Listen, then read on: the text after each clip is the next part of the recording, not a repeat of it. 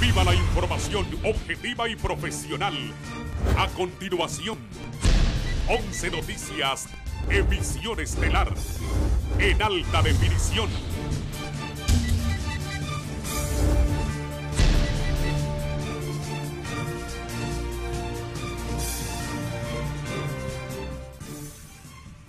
Vea esta noche en 11 Noticias, emisión estelar. Tragedia vial. 2 personas pierden la vida en accidente de tránsito en Santa Cruz de Yojoa. Niño de 6 meses muere a causa del COVID-19 en el Hospital María de la capital. Tribunal de Sentencia en materia de corrupción admite mayoría de prueba presentada por el Ministerio Público en el caso de la compra de hospitales móviles que involucran a Marco Bográn y a Alex Moraes. Muy buenas noches, tengan todos. Gracias por acompañarnos una vez más en 11 Noticias, emisión estelar. Estamos ya preparadas como cada noche para darle a conocer las noticias más importantes tanto en el campo nacional como internacional. Les saluda Samantha Velázquez, acompañada por Ivette Bulnes. Buenas noches, Ivette.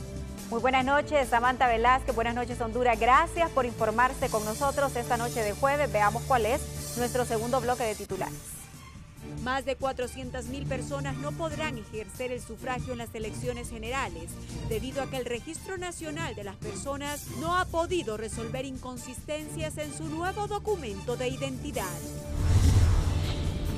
Clientes de un negocio son asaltados en San Pedro Sula mientras disfrutaban del partido de la Selección Nacional. El hecho quedó grabado en cámaras de seguridad.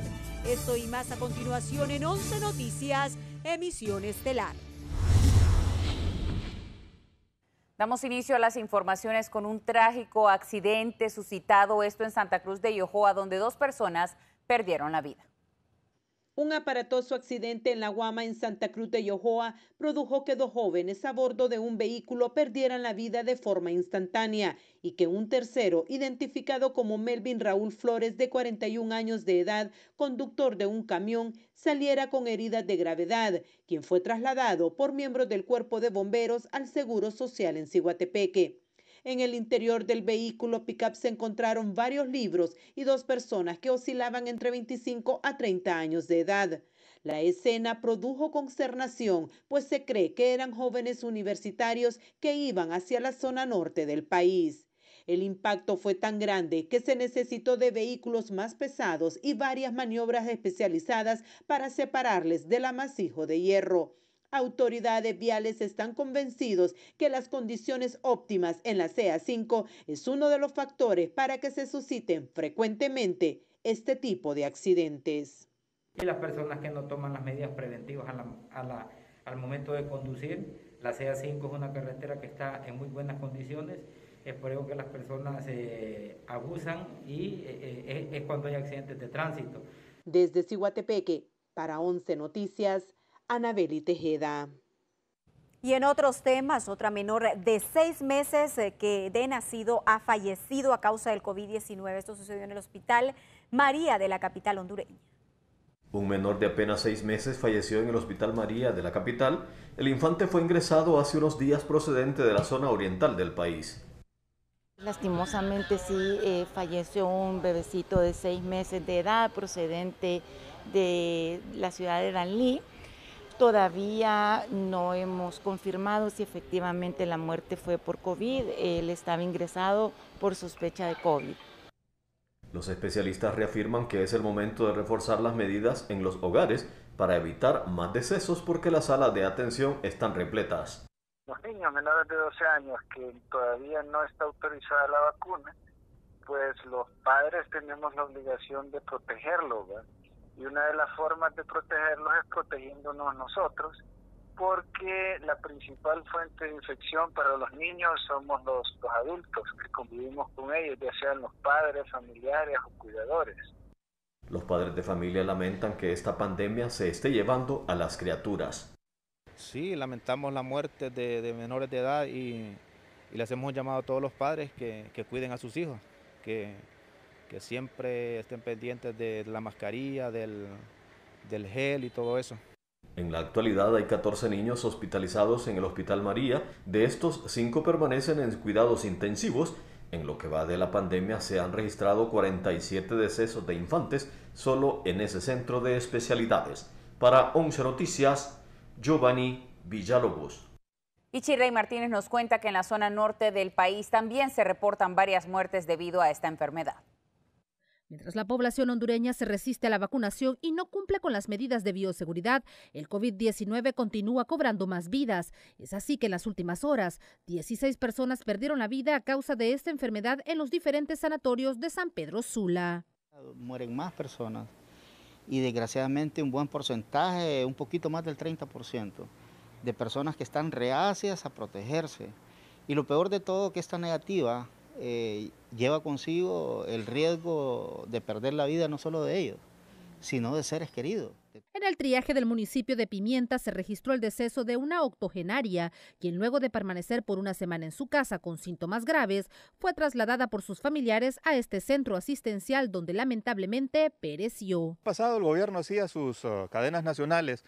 Todos los días estaba un médico informándole a las personas cómo estaba la situación y en este momento no hay nada de eso. Si no es por ustedes, por los medios de comunicación, pues no se sabe cómo está la situación y la situación está crítica y la gente mucha gente no lo sabe. Ojo a la población, pues nosotros estamos aquí para protegerlos y luchar contra esa terrible pandemia, pero la población tiene que ayudarnos a cuidarse. El incremento de contagios y el número de muertes se eleva de manera exorbitante, por lo que los profesionales de la salud claman a la población que tomen las medidas de bioseguridad con seriedad y responsabilidad, además del proceso de vacunación.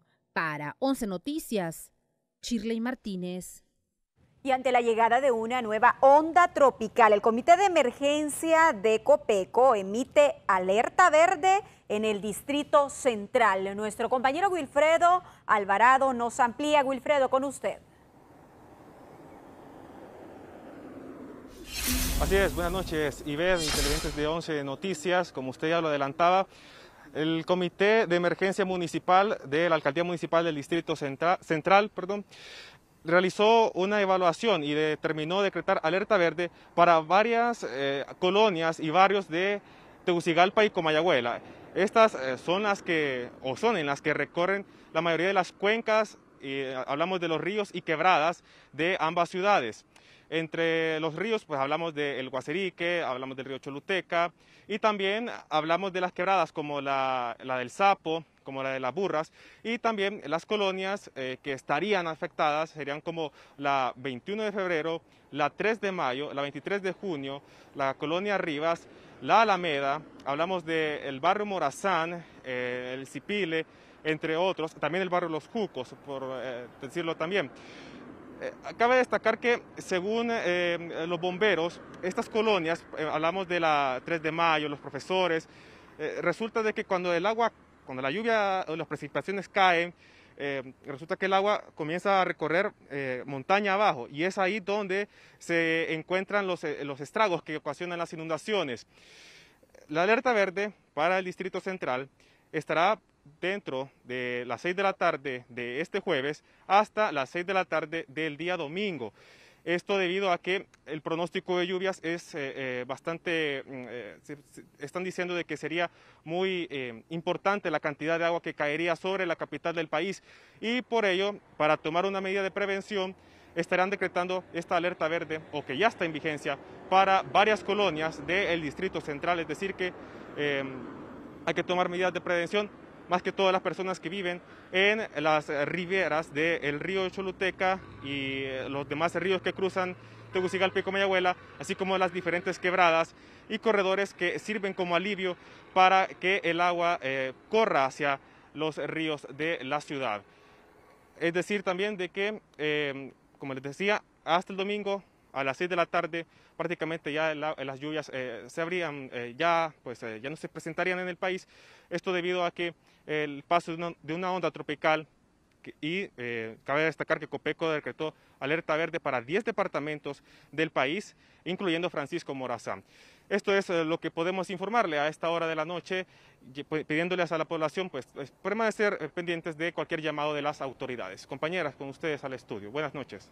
Buenas noches, gracias Wilfredo Alvarado por esta información que nos da a conocer acerca de esta nueva onda tropical. Es momento de presentarles nuestro panorama nacional. Panorama Nacional es presentado gracias a Broncopulmin y Broncopulmin D, expertos en gripe y tos. El Registro Nacional de las Personas sigue sin corregir más de 400.000 inconsistencias, lo que pone en riesgo la votación para igual número de personas.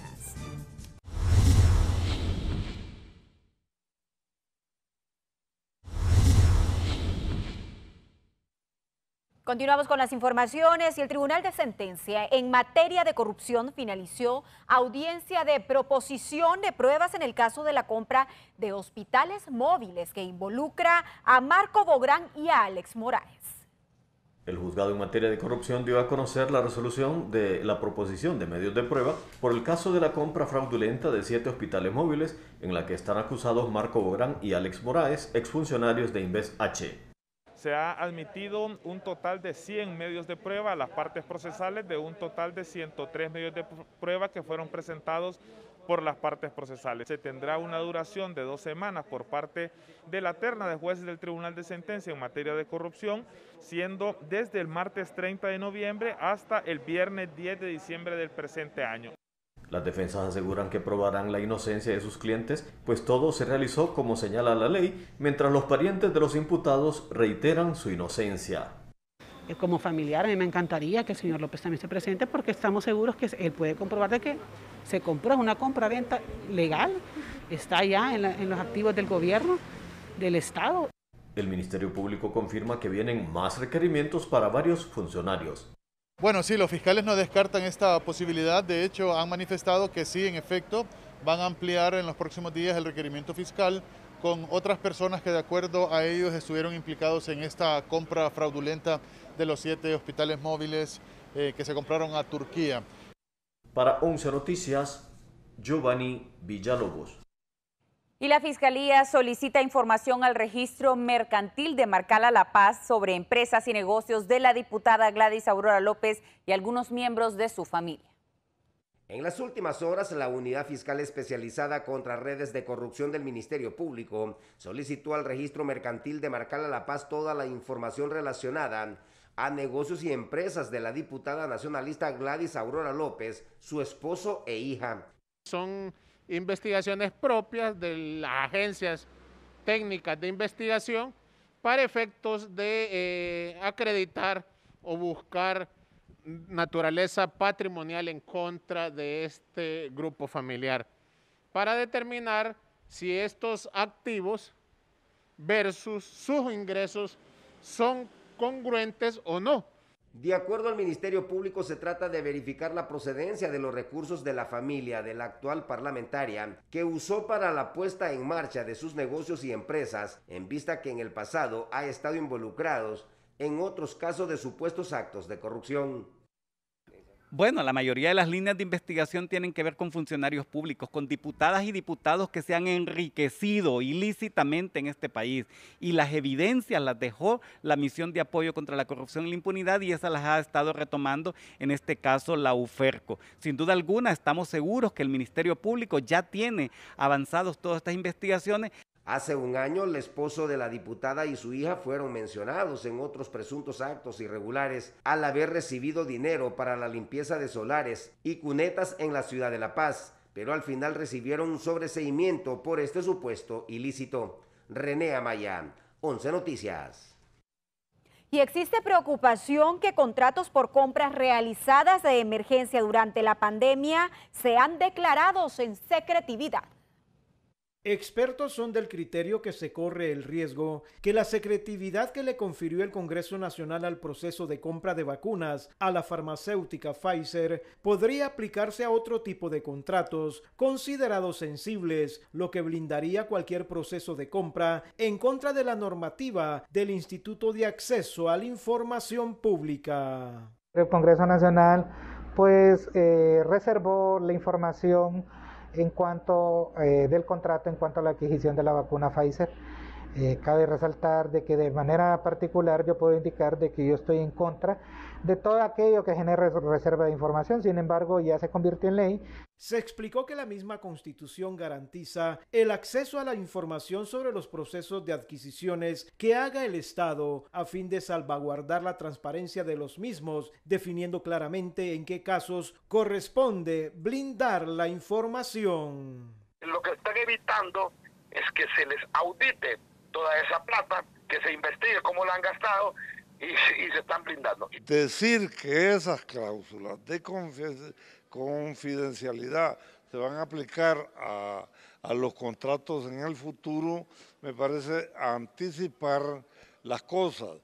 Los expertos definen que solo en compras de insumos militares para salvaguardar la soberanía nacional y otros especificados se permite ponerse rojos a los detalles. Guillermo Paz Manueles, 11 Noticias.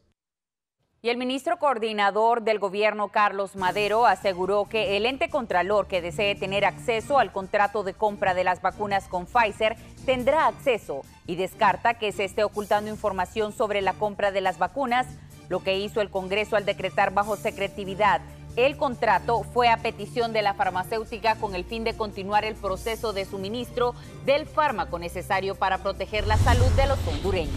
Sí, ese es un tema que no ha salido del gobierno, realmente es una exigencia que han tenido las farmacéuticas y yo creo que es una exigencia que se ve reflejada rápidamente. Ya las farmacéuticas nos habían dicho que si efectivamente no se cumplía ese procedimiento, nos lo dijeron desde el principio de que se empezó a negociar, pues probablemente ya no tendríamos vacunas. Así que eso tuvo que ser una medida que se tuvo que tomar, pero hemos tomado la decisión que si un órgano contralor quiere ir a ver el contrato y el procedimiento, pues también lo puede hacer siempre en el proceso que establece la ley.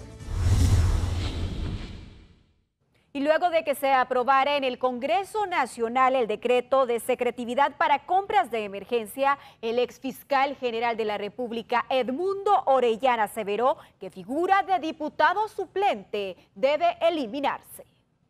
Con la aprobación del decreto de secretividad en las compras de vacunas contra el COVID-19 por el Congreso Nacional, el exfiscal general Edmundo Orellana plantea que se elimine la figura del diputado suplente porque son manipulables y buscan otros intereses. Que se elimine la participación del suplente en forma permanente en el Congreso Nacional porque los corrompe la Junta Directiva del Congreso Nacional. Después esos suplentes quedan a disposición del diputado presidente y no del partido que los ha propuesto. Debe ser un tema del próximo gobierno, sostienen algunos analistas, para certificar transparencia en la aprobación de iniciativas dentro de la Cámara Legislativa. Asimismo, agregan que enviar a votar a los parlamentarios suplentes ha sido un recurso utilizado por los propietarios. Requiere voluntad política, requiere decisión y requiere también gente proba, gente con honestidad, que esté dispuesto a enfrentar el problema. Por otro lado, los legisladores sustitutos sostienen que su trabajo dentro de las sesiones es importante y que nunca sesionarían en contra de la ciudadanía. El grave problema no solamente está en los diputados suplentes, también está en los diputados propietarios.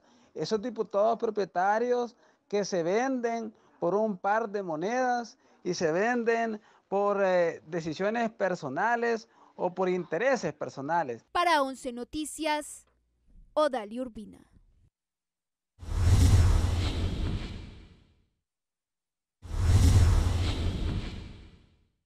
Continuamos informándole en 11 Noticias, emisión estelar. De manera violenta pierden la vida 2 jóvenes en Puerto Cortés, nos informa Shirley Martínez. 2 jovencitos fueron asesinados mediante una aparente emboscada perpetrada por individuos desconocidos en el municipio de Omoa Cortés. Las víctimas fueron identificadas como Freddy Arnaldo Rocato, de 23 años, y Raúl Pineda, de 20 años, este último originario de Guatemala. quienes al momento de ser atacados iban a bordo de una motocicleta, según las autoridades policiales. Hay 2 cadáveres, se presume que es del sexo masculino y que se transportaban en una motocicleta, ya que junto a ellos se encontraba una motocicleta. Hasta el momento se cree que la manera en que les habrían quitado la vida sería mediante arma de fuego. La Policía Nacional refirió que han identificado una variedad de estructuras criminales que han migrado a los municipios de Puerto Cortés y Omoa, desatando una ola de violencia por control de territorio para actividades ilícitas. Podríamos estar ante una ola de migración de estructuras criminales hacia ese sector, ya que sabemos que son varias las aldeas en las que ellos pretenden ocultar alrededor de la ciudad puerto del departamento de Cortés. La juventud es la más afectada por el crimen organizado, debido a que son reclutados cuando todavía son solamente niños, donde la pobreza endémica a la que se enfrentan los conduce a formar parte de estas bandas, que aparecen para ellos como una familia, proporcionándoles reconocimiento y dinero fácil. Para 11 Noticias, Shirley Martínez. Mientras disfrutaban de ver el partido de la Selección Nacional de Fútbol, un hombre murió al ser alcanzado por una bala perdida. Esto sucedió en Olanchito, York.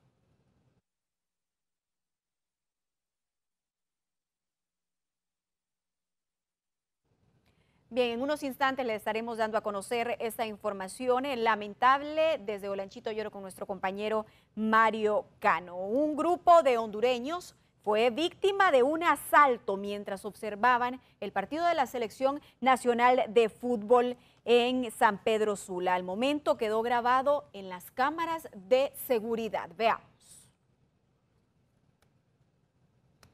Bien, vamos a una pausa comercial. Regresamos en instantes.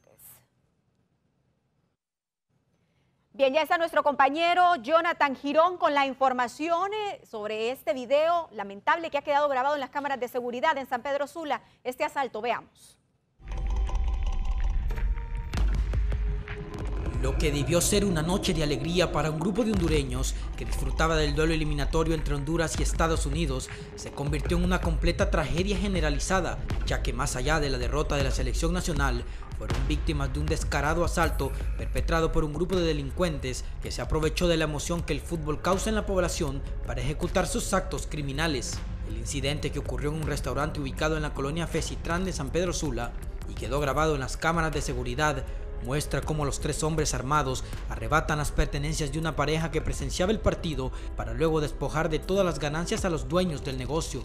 Durante más de 2 minutos, los delincuentes solicitan los celulares y el dinero de los comensales, quienes, impotentes por el asalto que les tomó por sorpresa, no les quedó más remedio que entregar todo a los sujetos.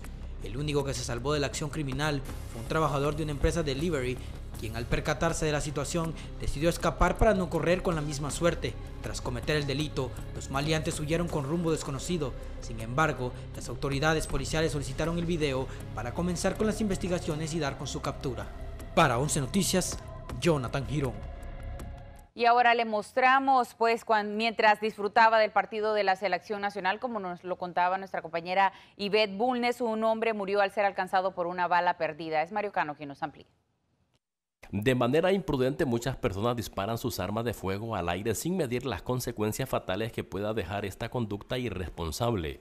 Cuando se jugaba el partido entre las selecciones de Honduras y Estados Unidos, y en el momento que la selección catracha anotaba el gol, se escucharon varias detonaciones y segundos después, una bala perdida cayó sobre la humanidad del señor Jesús Abel Díaz, de 38 años de edad, quien fue auxiliado por la ambulancia del 911 y trasladado al hospital Aníbal Murillo Escobar, en donde murió minutos después.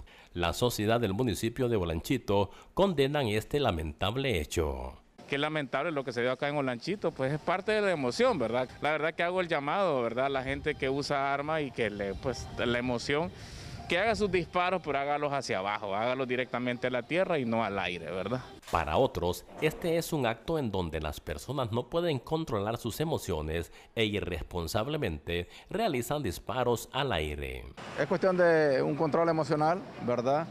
Y de responsabilidad en algún momento, ¿verdad? Yo creo que todo el mundo tiene derecho a celebrar como quiera. El señor Jesús Abel Díaz residía en la colonia Ramón Amaya Amador y la policía está investigando este lamentable hecho.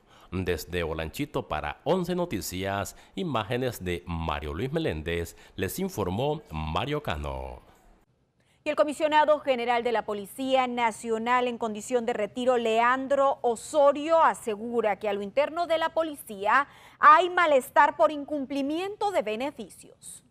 Una serie de inconformidades a lo interno de la Policía Nacional al parecer estaría obligando a cientos de policías activos a abandonar la institución de seguridad. Así lo revela el comisionado general de la Policía en condición de retiro, Leandro Osorio. Ellos reclaman es que han sido abandonados y que la protección que ellos hacen, ellos tienen que pagar los profesionales del derecho, ¿va? Como también están exigiendo un aumento, un plus. Las autoridades de la Policía Nacional por ahora se resisten a referirse al tema. Sin embargo, quienes conocen de la institución de seguridad del país esperan que estas revelaciones sean investigadas. Esto yo creo que debe ser objeto de una buena investigación por parte de las altas autoridades de la Secretaría de Seguridad. De acuerdo al excomisionado general, hasta ahora la policía ha estado abandonada y está teniendo problemas con sus préstamos para viviendas y personales. No han tenido un ajuste salarial, lo que podría desatarse en una revuelta a lo interno de la institución de seguridad. Yo creo que especular sobre un tema de deserción de policías me parece que es como atentar inclusive hasta contra la seguridad del Estado de Honduras.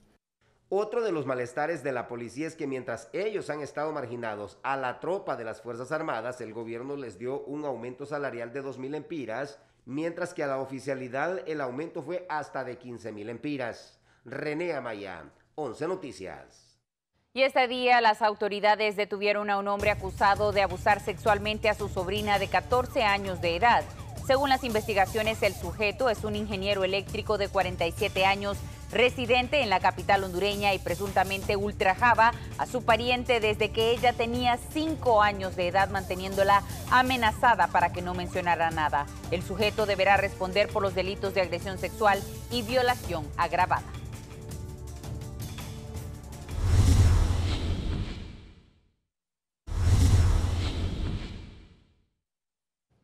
Continuamos con las informaciones en el ámbito político y es que el Consejo Nacional Electoral no tiene excusas para desarrollar el cronograma electoral de compras y contrataciones, ya que recibieron 800 millones de lempiras. Kimberly Espinosa nos amplía.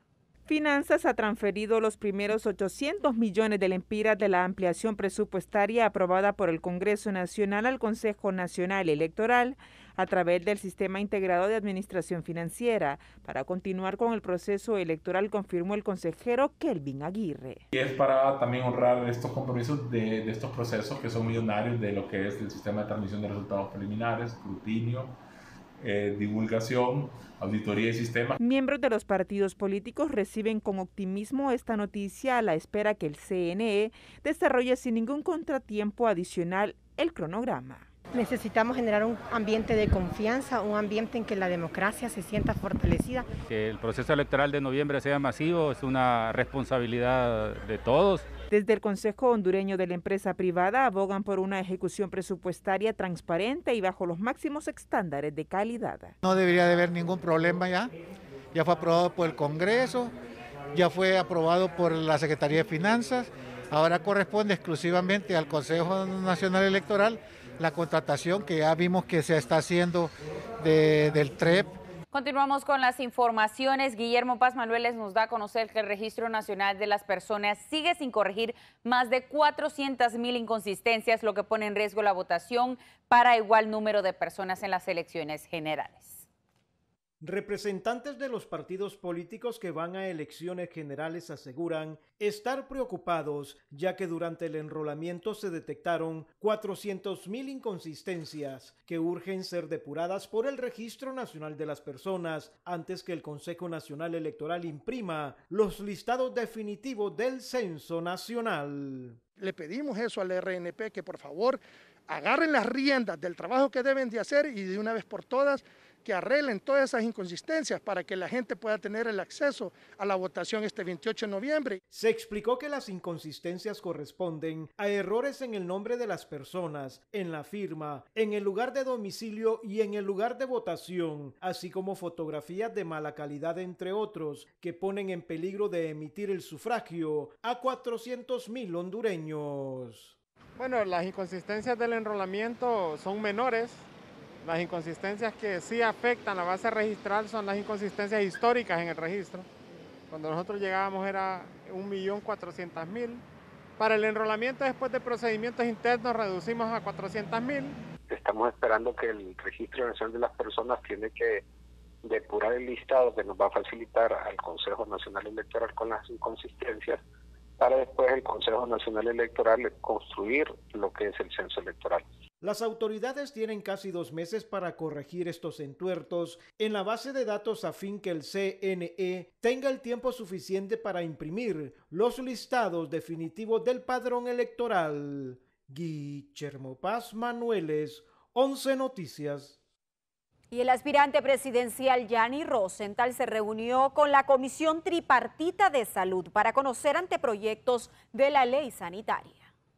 Diversos sindicatos de salud de Honduras han presentado un anteproyecto de ley del Sistema Nacional de Sanidad ante el candidato presidenciable Yanni Rosenthal y representantes del Partido Liberal de Honduras. Los principales elementos en esta iniciativa están relacionados en organizar el Sistema Nacional de Salud con financiamiento público que permita lograr la cobertura universal y el acceso a cada ciudadano. Para que ellos sean propulsores de una recuperación de un sistema sanitario que para todos es conocido que es ya anacrónico, que es obsoleto y que ya no le da las respuestas que el pueblo hondureño espera en estos momentos, principalmente ahora que estamos involucrados en una pandemia de COVID-19. Por lo anterior, el líder liberal de Honduras, Yanni Rosenthal, respaldó la moción y se comprometió en integrarlo a su plan de gobierno para fortalecer los servicios sanitarios y dotar de los recursos humanos, materiales y financieros necesarios con transparencia. Sin duda que vamos a escuchar al sector salud,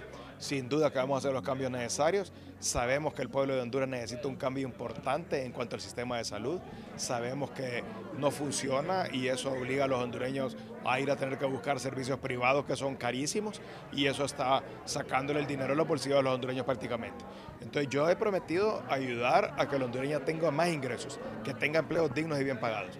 Pero además tenemos que ayudarle a que gaste menos. Va a ser parte de nuestra propuesta, pero no solo eso, sino que además hemos hecho la promesa de hacer las políticas públicas en el sector, en el Poder Ejecutivo, para que se pueda implementar la ley que se va a aprobar en el Poder Legislativo. Cabe destacar que este anteproyecto se ha construido desde el seno del movimiento de trabajadores, personal de salud, la asesoría técnica de la OPS, como diferentes sectores de la sociedad civil. Para 11 Noticias, Odalia Urbina. Y ahora le informamos que partidos pequeños andan desesperados para no desaparecer y buscan alianzas para poder cuidar los votos el día de las elecciones.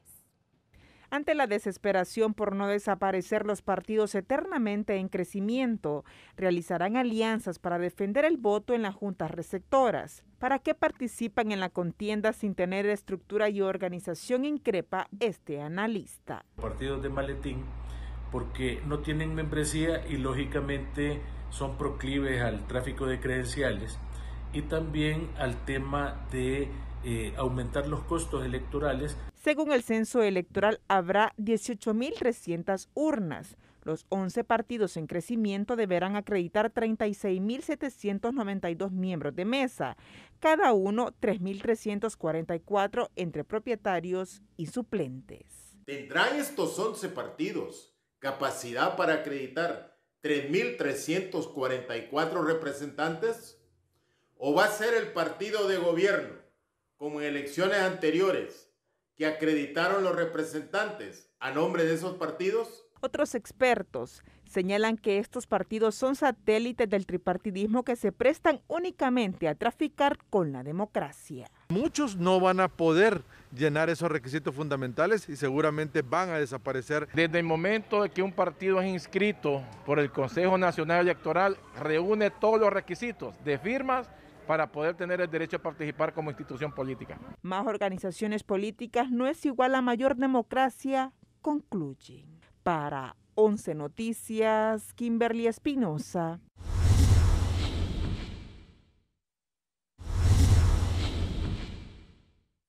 Continuamos con las informaciones. Según el exgerente de la ENE, Leonardo Deras, la intervención a la empresa Energía Honduras debió ser el último recurso a considerar en este conflicto con el Estado.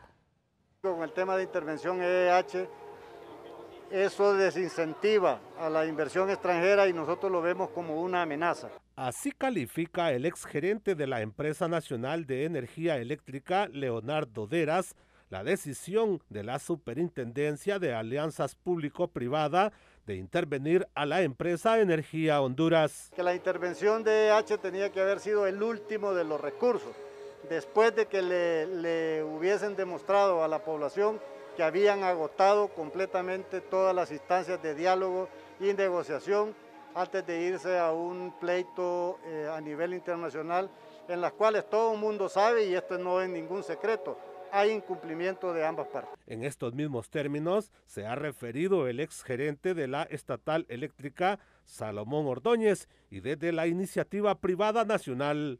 Nosotros como COEP recomendamos desde hace un mes que la mejor opción era la negociación en la mesa. ¿Por qué? Porque siempre hay potenciales demandas de parte de EH. Véalo bien, aunque no le guste a la Comisión Interventora, la forma como lo llevaron da la impresión de que este gobierno no cree en la ley.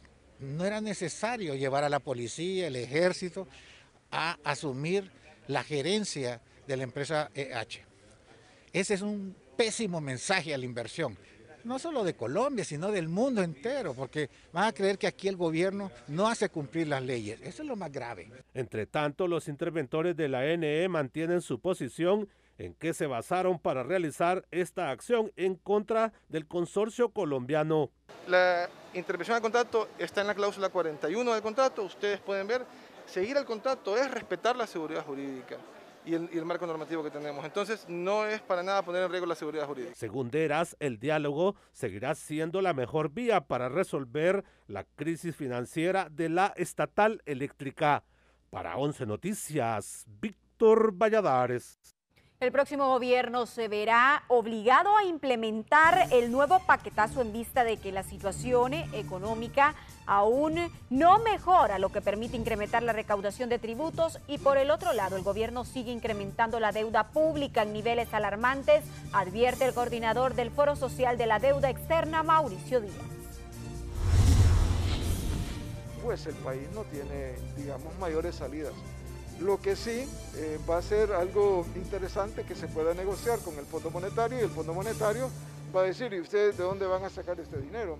¿Y quiénes lo van a pagar? Y ahí es donde tenemos pánico los contribuyentes, un poquito más de 200.000 que habemos, de que nos vuelvan a usar el lenguaje popular, a socar nuevamente para poder pagar un presupuesto mal elaborado. Y el Banco Central de Honduras analiza implementar una moneda digital. En Honduras también ya se analiza la implementación de una moneda digital, misma que se caracteriza por ser diferente a las monedas electrónicas, según lo explicado por el titular de esta institución del Estado. Hay experiencias de otros bancos centrales, como ustedes lo han escuchado, Jamaica, Singapur, Banco Central Europeo, y vamos en esa línea, como una moneda digital de banca central respaldado por el Banco Central de Honduras. La propuesta es viable, pero como prueba piloto en este momento consideran expertos en temas económicos del país. Se necesita mucha inducción, capacitación y educación financiera para este tema. Y sabemos que hacia allá vamos, pero no creemos que sea el momento más adecuado. No es un activo virtual sin respaldo. Entonces el Banco Central, en aras de eficiencia, puede estudiar, puede analizar la situación y puede efectivamente emitir, y muchos bancos centrales del mundo ya lo están haciendo. Sin embargo, el tema de la conectividad electrónica aún se vuelve una limitante para que este proyecto sea realidad, señalan desde la empresa privada. Lo que se puede hacer es modernizar algún tipo de transacciones a través de un sistema financiero que esté funcionando, que esté operando de manera correcta, pero hay que tener cuidado con eso. Las primeras pruebas de este nuevo sistema comercial en Honduras podría hacerse a finales del presente año, de acuerdo a las autoridades del Banco Central. Para 11 Noticias, Víctor Valladares. Bien, y con esta información nosotros llegamos al final de 11 Noticias, emisión estelar. Les agradecemos a todos el habernos acompañado. Buenas noches.